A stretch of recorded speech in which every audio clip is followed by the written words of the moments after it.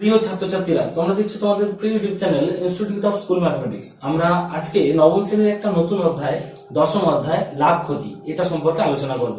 এবং এই অধ্যায়টি তোমাদের কাছে খুবই গুরুত্বপূর্ণ, তার কারণ এই অধ্যায় থেকে অবশ্যই তোমরা পরীক্ষায় একটি প্রশ্ন পাবে এবং সেই প্রশ্নটি বড় প্রশ্ন হবে, অর্থাৎ 5 নম্বরের প্রশ্ন। তো একটি পাটিগণিতের 5 নম্বরের প্রশ্ন এখান থেকে পাওয়ার সম্ভাবনা থাকে।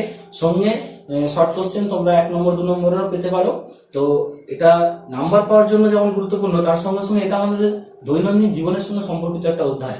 এই অধ্যায়টি আমাদের জীবনে চলার পথকে সুগম করতে অনেকটা কাজে লাগে। আমাদের প্রতিনিয়ত প্রতি পদক্ষেপে আমাদেরকে হিসাব করতে হয়, আমাদের এই ঘটনায় এই জিনিসটার ফলে আমাদের কতটা লাভ কতটা ক্ষতি।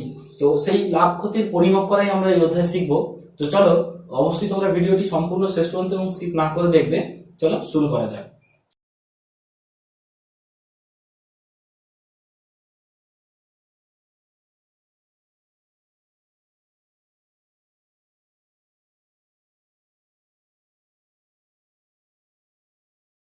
আমরা যদি একদম প্রাচীন সময়ে চলে যাই, যে সময় আমাদের মুদ্রা প্রথার প্রচলন হয়নি, তখন আমাদের প্রচলন ছিল বিনিময় প্রথা। তোমরা যারা ইতিহাস পড়ছো তারা জানো যে সেই সময় কি হতো, মানুষ তার প্রয়োজনীয় সামগ্রী বিনিময়ের মাধ্যমে নিজেদের মধ্যে এক্সচেঞ্জ করতো। যেমন ধরে নাও, কারোর হয়তো চাষি, তার কাছে অনেক ফসল আছে, অনেক শস্য আছে, আর মনে করো একজন তাঁতি, তার কাছে কাপড় আছে। তো কি করতো, চাষি আর তাঁতি নিজেদের মধ্যে কি করতো, এক্সচেঞ্জ করে নিত। তাঁতি চাষির থেকে শস্য নিত এবং চাষি তাঁতির থেকে জামা কাপড় বা এই ধরনের জিনিসপত্র নিত। তো এই হলো বিনিময় প্রথা, যেখানে কি হতো, মানুষ মানুষের সঙ্গে আদান প্রদান করত দুটো জিনিসের বিনিময়ের মাধ্যমে, এটা এ নিলে ওটা ও নিল। কিন্তু এর ফলে দেখা গেছে যে একটু যখন মানুষ উন্নত হতে শিখেছে, তখন তারা দেখেছে যে শস্য রোপণ করতে যে পরিমাণ পরিশ্রম হয়, যে পরিমাণ তার সেখানে শ্রম যায়, সেই পরিমাণ হয়তো তাঁতের ক্ষেত্রে কাপড় উৎপাদন করতে সেই পরিমাণ যায় না। তার ফলে কি হয়েছে, মানুষ সেখানে বুঝতে শিখেছে যে এই আমার 1 বস্তা ধান বা গমের পরিবর্তে আমার এই 4টি জামা বা কাপড়, এটা কিন্তু ইকুইভ্যালেন্ট হচ্ছে না, এটা কিন্তু সমান পরিমাণ লেনদেন হচ্ছে না। তো যখনই এই ইনইকুয়ালিটি তৈরি হলো, তখনই মানুষ সেখান থেকে ভাবতে শুরু করলো তাহলে কতটা কম বেশি হচ্ছে। এখানেই মানুষ বুঝতে শিখলো তার কতটা লাভ হচ্ছে কতটা ক্ষতি হচ্ছে। আর এই লাভ ক্ষতির হিসাবকে সমান রাখার জন্য মানুষ বিনিময় প্রথা আস্তে আস্তে তুলে দিল। তারপরে চলে এলো মুদ্রা প্রথার প্রচলন, যেখানে আমরা কি করলাম, প্রত্যেকটা জিনিস, প্রত্যেকটা বস্তুর একটা দাম নির্ধারণ করলাম, প্রত্যেকটা জিনিসকে কিছু পরিমাণ মুদ্রার সঙ্গে মানে তুলনা করে ফেললাম, সমতুল্য করে ফেললাম। এবং সেই মুদ্রার বিনিময়ে, মানে ভায়া দ্যাট থার্ড পার্টি, আমরা ওই মুদ্রাকে থার্ড পার্টি হিসেবে ভাবছি, ওর ভায়া হয়ে কি হলো, প্রত্যেকটা জিনিস এক্সচেঞ্জ হওয়া শুরু হলো। যে আমার এই ধানের বস্তার দাম এত মুদ্রা, তোমার কাপড়ের দাম এত মুদ্রা, সো মুদ্রা এক্সচেঞ্জ শুরু হলো। আর এইখান থেকে আমরা যত বিনিময় থেকে মুদ্রা এলাম এবং এইভাবে যত দিন এগোচ্ছে, তত কি হচ্ছে, আমাদের সূক্ষ্মতা আসছে, এবং সূক্ষ্মতার বিচারে কে কতটা লাভবান হচ্ছে, কে কতটা ক্ষতির সম্মুখীন হচ্ছে, সেইটা বিচার খুব সহজ হচ্ছে। তো আজকে আমরা অধ্যায়ে একটা গল্প বললাম তোমাদেরকে, যে কি আসলে জিনিস এবং মানুষ কিভাবে এটা উদ্ভাবন করেছে এই লাভ ক্ষতির কনসেপ্টটা। তো আজকের ক্লাসে আমরা এই যে সূক্ষ্ম বিচারটা, যে এই এক্সচেঞ্জের ফলে কতটা লাভ হলো আর এই এক্সচেঞ্জের ফলে কতটা ক্ষতি হলো, এইটার হিসাব করাই আমরা দেখবো। কেমন? তো দেখো, আমরা যদি একদম একটা সাধারণ ঘটনা নিয়ে নিই, যেখানে মনে করো একটা খুব সহজ, ধরো আমার হাতে এই একটা পেন আছে, এটা পেন বলতে আমি তো মার্কার, তো তোমাদের যে কোনো ডট পেন ভাবতে পারো। তো এই পেনটির মনে করো একটা মূল্য আছে, এই পেনটির একটা দাম আছে। তো এই পেনটি মনে করো আমি দোকান থেকে কিনে নিয়ে এসেছি। কেমন? তো দোকানি, যদি আমি যদি দোকানির রেসপেক্টে ভাবি, তাহলে দোকানি এই পেনটিকে আমাকে কিছু দামে বিক্রি করেছে এবং সেই দোকানিও এই পেনটি কিনে এনে বিক্রি করেছে। তাহলে প্রত্যেকটা জিনিসের ক্ষেত্রে কি হচ্ছে, একটা বস্তুকে কেউ কিনছে, আবার কেনার পর সে সেই জিনিসটাকে বিক্রি করছে। তো যখন আমরা কিনি, তখন কি হয়, একটা দাম দিতে হয়, একটা মূল্য দিতে হয়, একটা মুদ্রা তার সমপরিমাণ দিতে হয়। তো কেনার জন্য যে মুদ্রাটা ব্যয় করতে হয়, যে দামটা দিতে হয়, সেটাকে আমরা গণিতের ভাষায় বলি ক্রয় মূল্য। আর সেই জিনিসটাকে বিক্রি করার জন্য, কাউকে দেওয়ার জন্য, তার পরিবর্তে যে পরিমাণ মুদ্রা বা দাম আমরা পাই, সেটাকে আমরা বলি বিক্রয় মূল্য। তো আমাদের লাভ ক্ষতির চ্যাপ্টার একদম বেসিক দুটো সংজ্ঞা, একটা ক্রয় মূল্য, একটা বিক্রয় মূল্য, এটা কিন্তু জানতে হবে। তাহলে আমরা দুটো পয়েন্ট পেলাম, একটা হলো ক্রয় মূল্য, আর 2 নম্বর পয়েন্টে পেলাম বিক্রয় মূল্য। আশা করি তোমরা বুঝতে পেরেছো যে ক্রয় মূল্য মানে কেনা দাম, বিক্রয় মূল্য মানে বিক্রি করার দাম। এখন লক্ষ্য করো এই ঘটনাটা কেমন ভাবে পাল্টে যায়। মনে করো এই কলমটি তৈরি করেছে কোনো একটা কোম্পানি, সেই কোম্পানি একজনকে পেনটি বিক্রি করেছে। তাহলে আমরা সেই যাকে বিক্রি করলো তার রেসপেক্টে ভাবছি। যাকে বিক্রি করলো সে হলো এই পেনটির প্রথম খরিদ্দার, অতএব তার কাছে এই পেনটির একটা ক্রয় মূল্য আছে। সে আবার কি করবে, সেই ক্রয় মূল্য বাড়িয়ে বা কমিয়ে যেভাবে খুশি সে আবার সেটা বিক্রি করবে। মনে করো দ্বিতীয় একজনের কাছে বিক্রি করলো, তাহলে দ্বিতীয় একজন যে এই পেনটি কিনলো তার কাছে যেটা এই পেনের ক্রয় মূল্য হবে প্রথম জনের কাছে সেটাই এই পেনের বিক্রয় মূল্য হবে, তাই নয় কি? মানে এই পেনটিকে কেউ যদি প্রথম জন যদি 10 টাকায় কিনে 12 টাকায় বিক্রি করে, আবার যদি এই 12 টাকায় দ্বিতীয় জন কিনে 14 টাকায় বিক্রি করে, তাহলে 12 টাকাটা প্রথম জনের কাছে বিক্রয় মূল্য আর ওই 12 টাকাটাই দ্বিতীয় জনের কাছে ক্রয় মূল্য। কি বুঝতে পেরেছো? তাহলে আমাদের এখানে ক্রয় মূল্য বিক্রয় মূল্য কিন্তু বুঝে নিতে হবে যে কার রেসপেক্টে বলা হচ্ছে, কার দৃষ্টিভঙ্গি থেকে আমরা দেখছি যে ওটা ওর কাছে ক্রয় মূল্য না বিক্রয় মূল্য। কেমন? ওকে, এবার চলে এসো, আমরা এখান থেকে একটা জিনিস বুঝতে পারছি যে যে দামে কেনা হলো অর্থাৎ ক্রয় মূল্য, তার থেকে যে দামে বিক্রি করা হলো অর্থাৎ বিক্রয় মূল্য যদি বেশি হয় তাহলে কি হবে? লাভ হবে। অর্থাৎ পেনটি যদি 10 টাকায় কিনে 12 টাকায় বিক্রি করা হয় তাহলে লাভ হবে। তাহলে এরপরই আমাদের জেনারেল কনসেপ্ট যেটা চলে আসে সেটা হচ্ছে লাভ। লাভ মানে কি? কেনার দামের থেকে বেশি দামে বিক্রি হলে লাভ হয়। কতটা লাভ হয় কি করে বেরোবে? ততটাই লাভ হবে যতটা বেশি দামে সে বিক্রি করেছে। তাহলে 10 টাকায় কিনে 12 টাকায় বিক্রি করলে লাভ কত হলো? 2 টাকা বেশি দামে বিক্রি করলো। কি করে পেলাম 2 টাকা? বিক্রি করা দাম থেকে কেনা দামটা বিয়োগ করে। সো আমরা লাভের একটা সূত্র ভাবতে পারি যে লাভ মানে হচ্ছে বিক্রয় মূল্য মাইনাস ক্রয় মূল্য। এবং লাভ হয়েছে মানে অবভিয়াসলি ক্রয় মূল্যটা কম ছিল এবং বিক্রয় মূল্যটা বেশি ছিল, সেই জন্যই লাভ হয়েছে। সো আমরা লাভ মানে বুঝে গেলাম বিক্রয় মূল্য মাইনাস ক্রয় মূল্য, এবং এইটাই একটা সূত্র হিসাবে তোমরা মনে রাখবে, কারণ অনেক অঙ্কে আমরা এটা ব্যবহার করবো। এরপর চলে এসো, দেখো যদি ওই উল্টো ঘটনাটা ঘটতো যে যে দামে কেনা হলো সেই দামে বিক্রি করতে পারলো না, তার থেকে কম দামে বিক্রি হলো, তাহলে কি চলে আসবে? ক্ষতি হয়ে যাবে। এবং সেখানেই আমরা নতুন কনসেপ্ট পেয়ে গেলাম, নতুন টার্ম পেয়ে গেলাম, সেটা হলো ক্ষতি। তাহলে ক্ষতি যখন হবে তখন কি হবে? কেনা দামের থেকে বিক্রি করার দামটা কম হবে। তার মানে কতটা ক্ষতি হচ্ছে কি করে পাবো? মনে করো 10 টাকায় কিনে 8 টাকায় বিক্রি করা হলো, ক্ষতি কত হলো? 2 টাকা। কিন্তু কি করে পেলাম? কেনা দাম থেকে বিক্রি করা দামটা বিয়োগ করে, অর্থাৎ কারণ কেনা দামটা সেখানে বেশি। সো ক্ষতি ইকুয়াল টু ক্রয় মূল্য বিয়োগ বিক্রয় মূল্য। আশা করি এই দুটো ফর্মুলা তোমরা বুঝে গেছো যে লাভ হলে বিক্রয় মূল্য বেশি হয় তাই বিক্রয় মূল্য থেকে ক্রয় মূল্য বিয়োগ করতে হয়, আর ক্ষতি হলে ক্রয় মূল্য বেশি হয় তাই ক্রয় মূল্য থেকে বিক্রয় মূল্য বেশি বিয়োগ করতে হয়। এবার চলে এসো, এখানে আমরা 3 নম্বর কনসেপ্ট নিয়ে আসবো, সেটা হচ্ছে ধার্য মূল্য। তোমরা দেখবে অনেক সময় এখন বিশেষ করে আমাদের অফারের যুগ, তাই না? বিভিন্ন সময় বিভিন্ন জায়গায় অফার পাও। তোমরা এখন ফ্লিপকার্টে অ্যামাজনে শপিং করছো, ফ্লিপকার্টে দেখবে বিভিন্ন সময় অফার দেয়, 10% অফার, 20% অফার।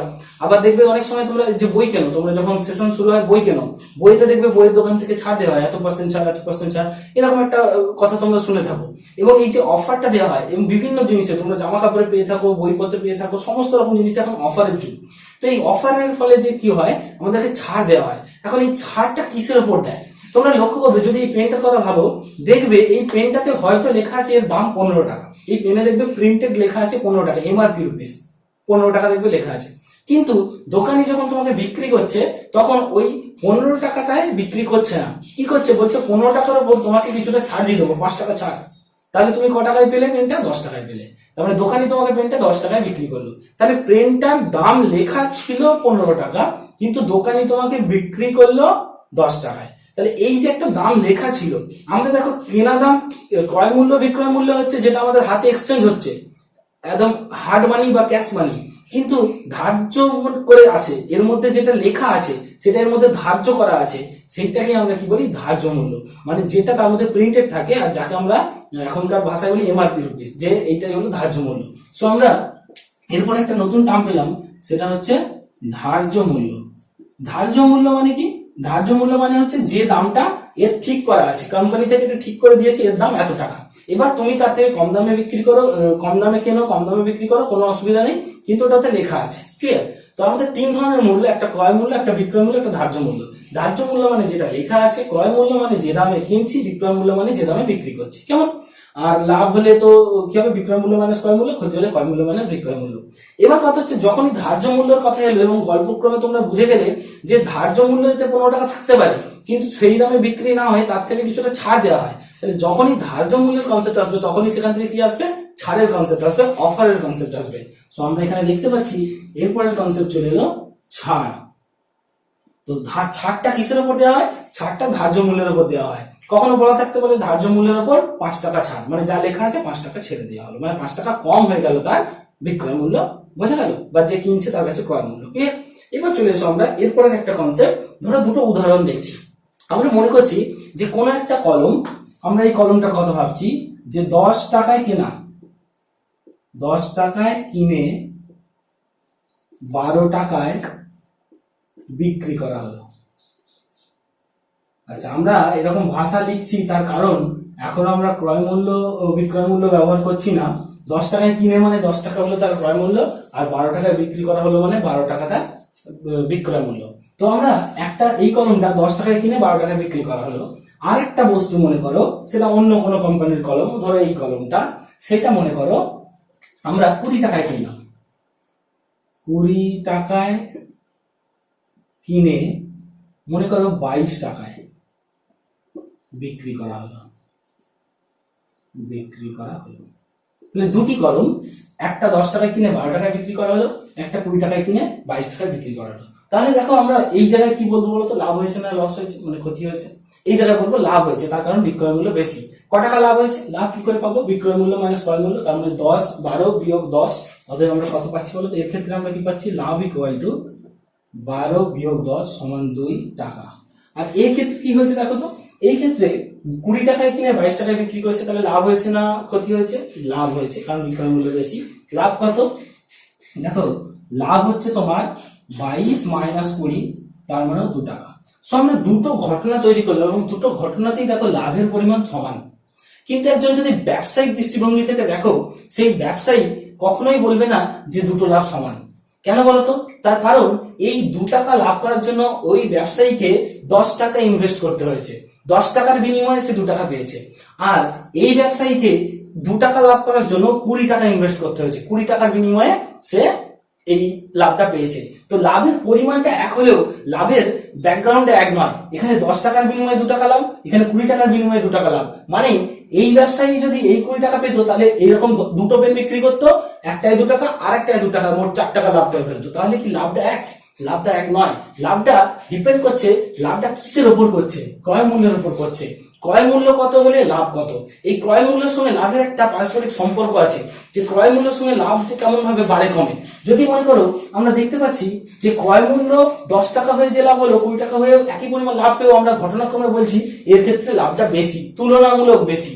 তাহলে আমরা এই জিনিসটা কিরকম বিভিন্ন ক্ষেত্রে আসবে, তাহলে আমরা এক একজন এক এক রকম। আজকে ধরো একটা বাজারে অনেকে ব্যবসা করে এবং তার মধ্যে ধরো কেউ বললো আজ আমার 100 টাকা লাভ হয়েছে, কেউ বললো 200 টাকা লাভ হয়েছে, কেউ বললো আমারও 100 টাকা লাভ হয়েছে। এখন কে সব থেকে ভালো ব্যবসায়ী, কে সব থেকে বেশি লাভবান, আমরা কি করে বুঝবো?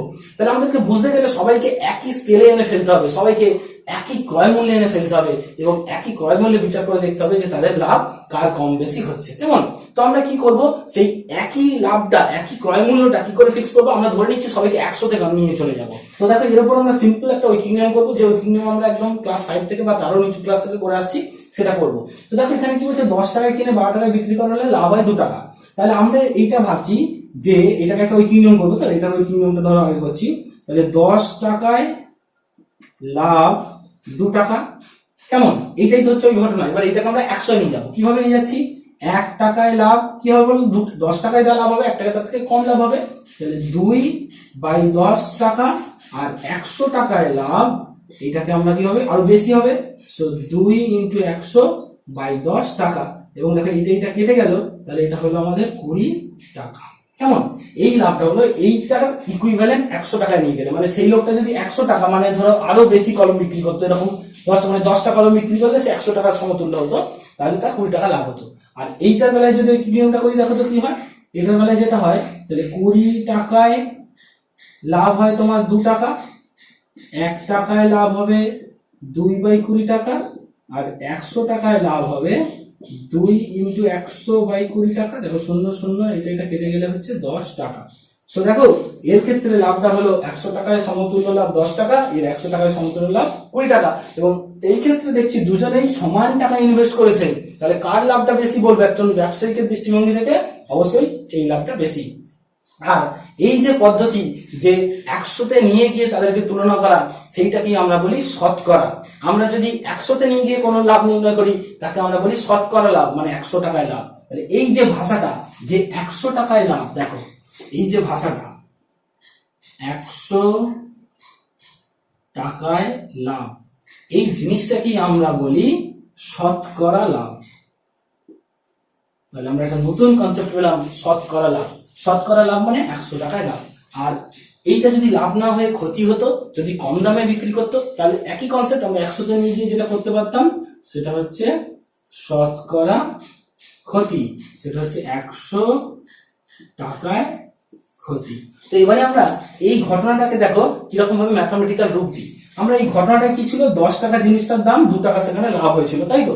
দেখো আমরা তাহলে লিখছি 10 টাকা জিনিসটার দাম মানে হচ্ছে তোমার ক্রয় মূল্য সমান 10 টাকা, ঠিক তো? এই যে 10 টাকা জিনিসটার দাম ছিল আর লাভ হয়েছিল 2 টাকা, তাহলে এখানে আমরা দেখেছিলাম লাভ সমান 2 টাকা। আর দেখো আমরা 100 টাকায় বার করেছিলাম, যেটা শতকরা বলছি সেটা হচ্ছে 20। তাহলে আমরা যেটাকে আমরা বলতে পারি, দেখো শতকরা লাভ সমান 20 টাকা না বলে, এটা যেহেতু শতকরাকে আমরা পার্সেন্ট দিয়ে রিপ্রেজেন্ট করি, তো দেখো শতকরা লাভ 20%। এবার দেখো এই 10 আর 2 থেকেই কিন্তু আমরা 20টা তৈরি করেছিলাম। আমরা সেই ফর্মুলাটাই দেখতে চাইছি যে কিভাবে এটা তৈরি হলো। দেখো কিভাবে তৈরি হলো, আমরা এই 20টা পেয়েছিলাম, লক্ষ্য করো এই 20টা পেয়েছিলাম কি করে?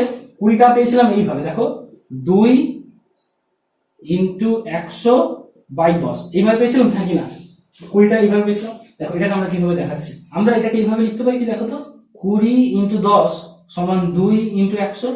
আচ্ছা দেখো এইভাবে কি এটা লিখতে পারি? এটা এইভাবে লিখতে পারি যদি আমরা 2টার মান নির্ণয় করি। দেখো 2টাকে এইভাবে লিখতে পারি মানে যে 20 ইন্টু 10/100। দেখো আমরা 100টা এদিকে নিচে নিয়ে চলে এলাম। তারপরে দেখো এটাকে আরো সাজিয়ে লিখছি 2 ইকুয়াল টু 10 ইন্টু 20/100। এই ফর্মটা দেখে দেখো আমরা কি বুঝতে পারছি, আমরা এখান থেকে একটা জিনিস বুঝতে পারছি যে এই দুইটা হচ্ছে আসলে আমাদের, আমরা কোথায় লিখে রাখি বলতে এখানে দেখতে পাবে, পাই যাবে। দেখো 2টাকে আমরা যেটা বলতে পারি সেটা হচ্ছে আমাদের, এই যে দেখো 2টা কোথায় ছিল, 2 হচ্ছে লাভ, তাহলে 2টা হলো লাভ। 10টা কি ছিল? 10টা ছিল ক্রয় মূল্য, 10টা ছিল ক্রয় মূল্য।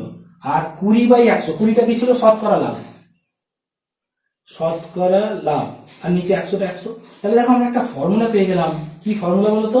ফর্মুলাটা হলো এরকম যে লাভ ইকুয়াল টু ক্রয় মূল্য ইন্টু শতকরা লাভ বাই 100, এবং এই ফর্মুলাটা কি আমরা কাজে লাগাবো। দেখো এই যে আমরা এখানে লাভ নির্ণয় করেছিলাম, লাভ, এই লাভ নির্ণয়ের আরেকটা ফর্মুলা সেটা হচ্ছে কি, ক্রয় মূল্য ইন্টু শতকরা লাভ বাই 100।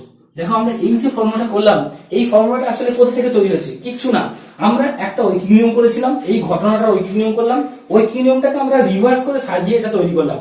আমরা বলতে চাইছি প্রতিটা অঙ্ক যখন থাকবে আমরা চাইলে এইভাবেই কিন্তু অঙ্কটা করতে পারতাম, কিন্তু এইভাবে দেখো প্রত্যেকটা অঙ্কের জন্য আমরা 3টে লাইন লিখে ঐকিক নিয়ম করতে হবে। তার থেকে যদি এরই রিভার্স আমরা ফর্মুলাটা জেনে নিই যে লাভ সমান ক্রয় মূল্য ইন্টু শতকরা লাভ বাই 100, তাহলে আমাদের অঙ্ক করতে সুবিধা হবে এবং ফর্মুলা বেসিসে অঙ্ক করা খুব সহজ, কারণ ফর্মুলাটুকু মনে রাখলে আমাদের হয়ে যায়। এখানে দেখো 1 2 3 জনের মধ্যে যে কোনো দুজন জানা থাকলে আরেকজনকে নির্ণয় করা যায়। ঠিক একই রকম ভাবে সবসময় তো লাভ হয় না, ক্ষতিও হতে পারে। ক্ষতি হলে কি হবে? একই রকম ব্যাপার হবে, ক্ষতি ইকুয়াল টু ক্রয় মূল্য ইন্টু শতকরা ক্ষতি বাই 100। আশা করি এখান থেকে বুঝে গেছো যে এই দুটো ফর্মুলা কি করে হলো। আমরা এটা ঐকিক নিয়মটাকেই একটা ফর্মুলার আকারে রূপ দিলাম, তোমাদেরকে লিখে দেখালাম। এটা একটা পার্টিকুলার নাম্বার নিয়ে করে দেখেছি, এটা যে কোনো নাম্বার নিয়ে করলে এই আকারটা তো পেতাম, সেই জন্য এটা হলো। তো চলে এসো, আমরা পেয়ে গেলাম লাভ আর ক্ষতি। এবার তোমাদেরকে একটা সামান্য পয়েন্ট মনে রাখতে হবে, এই যে আমরা লাভটা হিসাব করেছি, দেখো তো এই যে লাভটা 2 টাকা হিসাব করেছি, এটা কার উপর লাভ? আমরা করেছি ক্রয় মূল্যের উপর লাভ।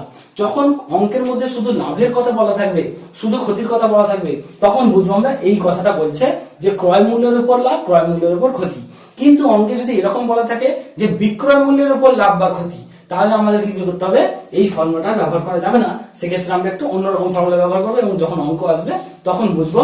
কিন্তু ক্রয় মূল্যের উপর লাভ বা শুধু লাভ বলা মানে আমরা বুঝবো ক্রয় মূল্যের উপরই লাভ। তো এই হয়ে গেল আমাদের মোট লাভ ক্ষতির কনসেপ্ট, এবং এইখানে মূলত মোট চারটে ফর্মুলা, একটা দুটো তিনটে চারটে, এই চারটে ফর্মুলা কাজে লাগিয়ে আমরা অঙ্ক করব, সঙ্গে সঙ্গে এই কনসেপ্ট গুলো কাজে লাগবে, ধার্য মূল্য কি, ছাড় কি, এগুলো সব। তো এই হয়ে গেল আমাদের লাভ ক্ষতির কনসেপ্ট। এবং এই কনসেপ্টটা দেখার পর মনে হয় তোমাদের মনে হচ্ছে যে বিনিময় কোথায় ভালো ছিল, এত কঠিন এত টাফ একটা কি কনসেপ্ট তৈরি হলো, এর থেকে বিনিময় ভালো ছিল, এক্সচেঞ্জ জিনিসই ভালো ছিল। যাই হোক, আমাদের যুগ এখনো ফিরে আসছে মাঝে মাঝে এক্সচেঞ্জের দিকে। কিরকম দেখো, আমরা বিভিন্ন সময় শপিং মলে বা বিভিন্ন জায়গায় ইলেকট্রনিক্স গুডসে বেশিরভাগ দেখি যে এক্সচেঞ্জ অফার, পুরনো দাও নতুন নাও। তো আমরা আস্তে আস্তে সেই দিকেও একটু এগোচ্ছি।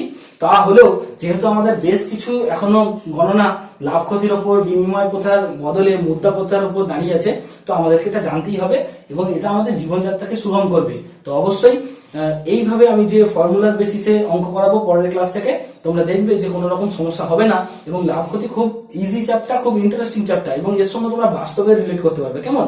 যদি তোমাদের এই ক্লাস ভিডিও ভালো লেগে থাকে তো তোমাদের প্রিয় YouTube channel institute of school ম্যাথমেটিক্সকে সাবস্ক্রাইব করে নিয়ে বেল আইকন সেট করে রাখো, যাতে ক্লাস ভিডিও সংক্রান্ত লেটেস্ট নোটিফিকেশন সবার প্রথম পাও এবং তোমার বন্ধুদের মধ্যে ভিডিও লিঙ্কগুলিও শেয়ার করতে পারো, যাতে তারা ওই ভিডিওগুলি থেকে উপকৃত হয়।